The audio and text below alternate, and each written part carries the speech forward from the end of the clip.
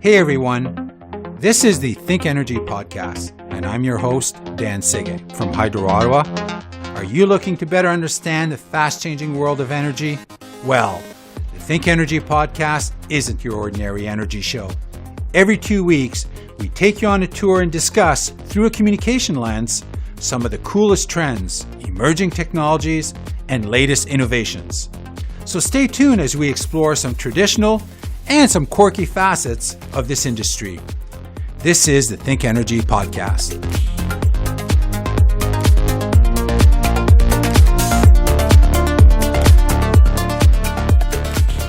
Hey everyone, welcome to episode 5 of the ThinkEnergy podcast. So here's today's big question.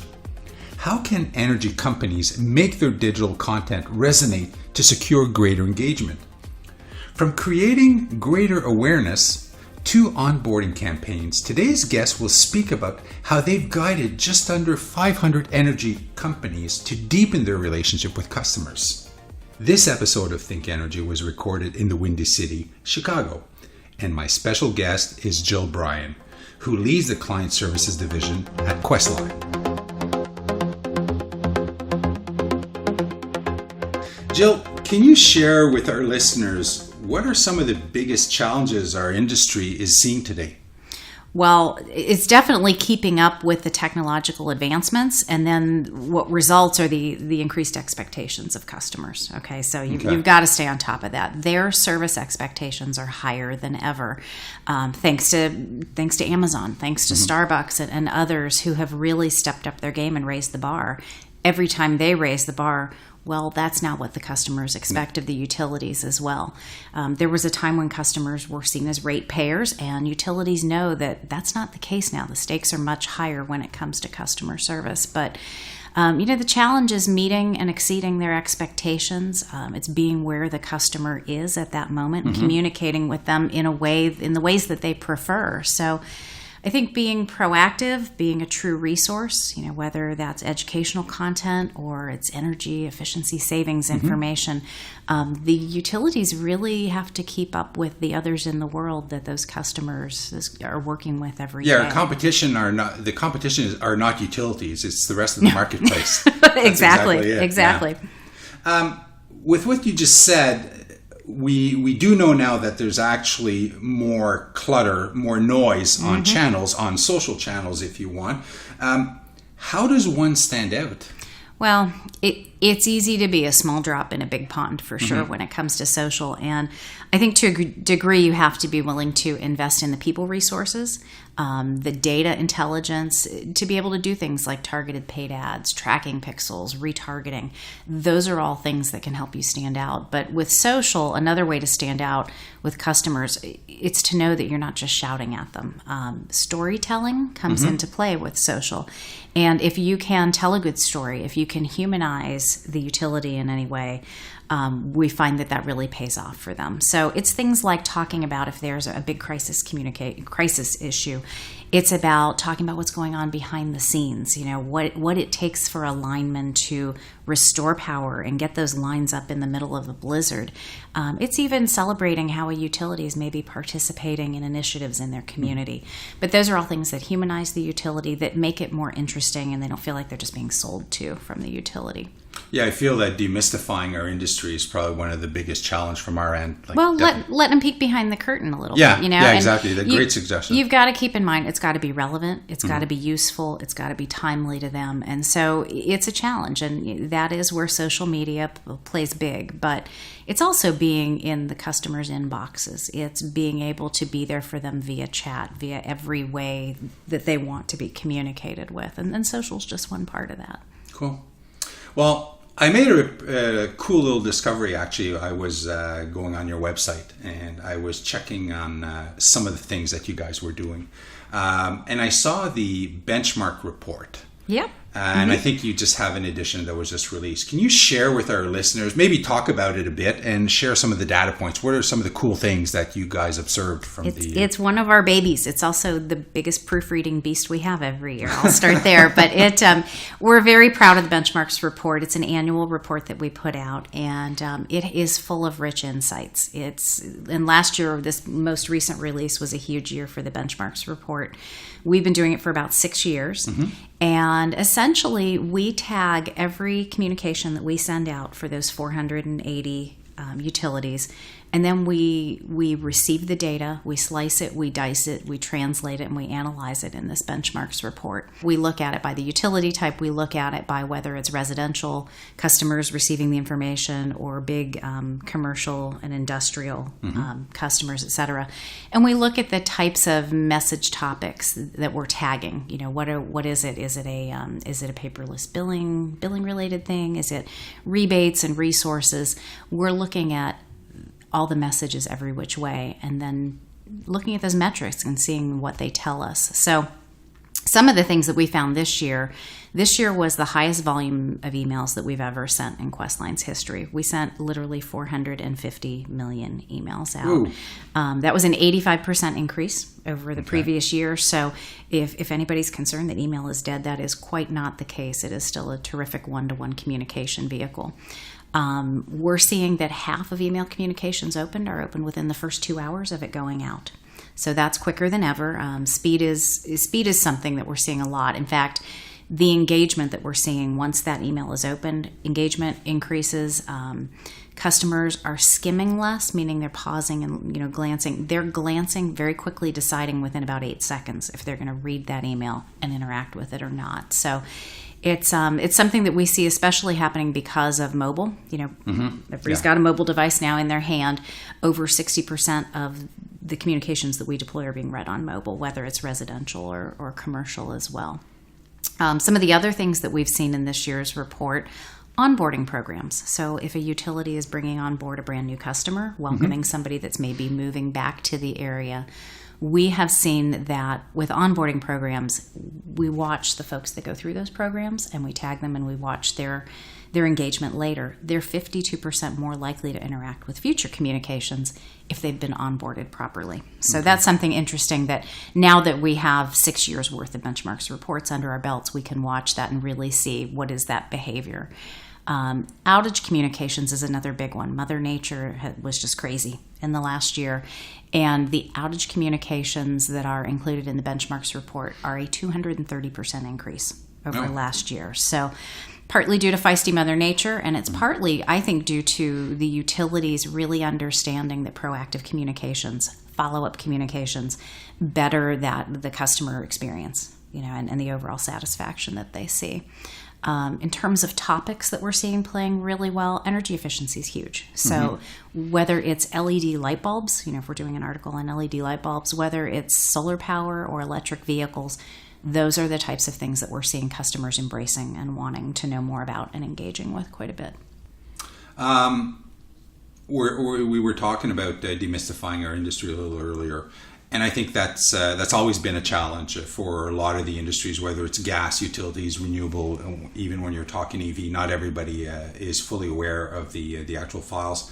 Does your report provide any insight on what are the best channels to not only get engagement, but to build trust, to help that utility, if you want to? The report looks at email communications solely because it's the easiest one to tag and be able to track those metrics. So in the report, we're not pitting TV versus social versus email, for example. We don't believe that there's one silver bullet. What we recommend is we're believers in a layered multi-channel approach. The idea is putting your message anywhere and everywhere that your customer might be. So we don't look at that, but what the report does look at are the trends that we're seeing. So the top topics in terms of content, that are resonating really well. We look at that by audience type, for example. Within the report, we track what device they're using to open the communication. We're looking at the engagement of the audiences across various days of the week, various times of day. So we know how business customers, when they're most likely to open emails. There's no one single sweet spot, but there are several, periods in each day of every week that perform better than others. So the thing that we are doing differently this year within the report that we've never done before is that we're taking a closer look at the people behind the numbers, the situations behind the data that are prompting the trends that we're seeing. So while we're not reporting on, her name is Carol and she's 53 years old and we know that she's a real customer, what we've done is we've created personas within the report, and we translate and we communicate the behaviors that are driving what we're seeing certain customers doing and why we're seeing that. So it's a really neat new layer that we've applied to the report itself that hasn't been in there before. But, we'll look at things like, what makes for an ideal outage communications experience? How do people who get one-off communications every so often respond versus those people, like I said, that go through an onboarding program at the very beginning of their customer relationship? Why does that matter? That's what our personas information looks into.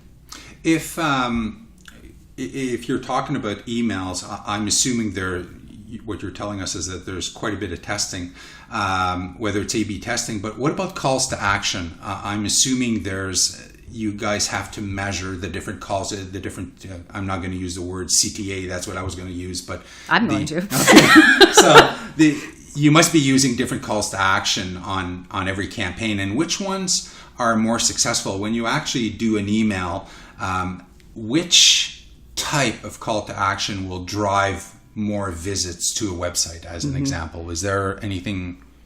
Do you remember on shampoo bottles? Lather, rinse, repeat. Really clear, really simple. You get it. It's easy. It's memorable. Those are the types of CTAs you want. And I use the term CTA, call to action. You want things that are easy for your customers to understand. You want it to be something that is an easy ask. It's a reasonable ask. You can't have these high expectations if you make what you want them to do extremely complicated. So it has to be meaningful to them. It has to be simple. We did some interesting testing with some paperless billing campaigns where we had different utilities offer incentives. Sometimes those incentives were $5 Starbucks cards. Sometimes the incentives were a chance to win $1,000 or $5,000. In one case, they were giving away tickets to Yankees games. And it was interesting to see the larger dollar amounts in those CTAs didn't necessarily do the trick. Consumers were more interested in the guaranteed bird in the hand versus the chance to win. So it was a way to see, I can lower my dollar amount, or maybe I don't even have to pay them with an incentive at all. And we tested and we measured what things were working best there. And that became very interesting. Ironically, LED light bulbs. If you give away LED light bulbs, these folks will convert to paperless billing. Yeah, no questions asked. That's very interesting. $5 Starbucks cards work beautifully as well. But if you're looking at a $10,000 prize and it's a 1 in, 10,000 chance to win. The uptake is not as high. Exactly. Yeah. They're not going to be clicking quite as much. So when it comes to calls to action, keep it meaningful, keep it simple, keep it real for them. Cool. What one word of advice would you give communication professionals working in the energy sector? One word. How about pieces of advice? Okay. Yeah, sorry. Yes. Well, pieces of advice. My advice would be plan and start early. Nothing can be a knee-jerk miracle happening. Really, the good campaigns, the good communications do require some thought and some strategy and some planning. But as part of that, it's so important to make sure that you're keeping in mind what that customer experience is and how you can make it better than it was the last time. And that's a challenge. We know customers are hungry for accurate, relevant information, and they want things that are personalized to them. So those are things that I would say from an advice standpoint, keep that in mind. Start early with your onboarding programs. Whether you're refining your approach to energy efficiency programs, for example, put yourself in their shoes. We're all customers, right? Yeah. What would you want? How would you want that information served up? How would you want them to speak to you? Those are my words of advice to them. Good, thank you. Okay, I want to be respectful of your time here. I've got one last question. What keeps you up at night? well, I'm a type A or maybe even a double type A. So pretty much everything keeps me up at night. But for me, it's the next unknown, staying ahead of what is a fast changing industry and really just thinking about, are we accurately anticipating what's coming next and what's going to be most important for our utilities and for their customers? Are we doing what's in everybody's best interest? Okay, thank you. Thanks again for joining me today. If somebody wanted to reach out to you or the company, how should they be connecting?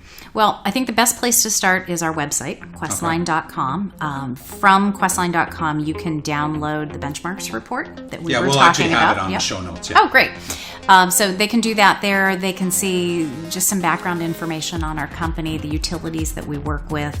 We've got samples of our work on there. We've got product information sheets where they can learn more about whether it's outage communications or paperless billing or the rich content library that we have. It's all available on the website. Questline.com is the best place to start.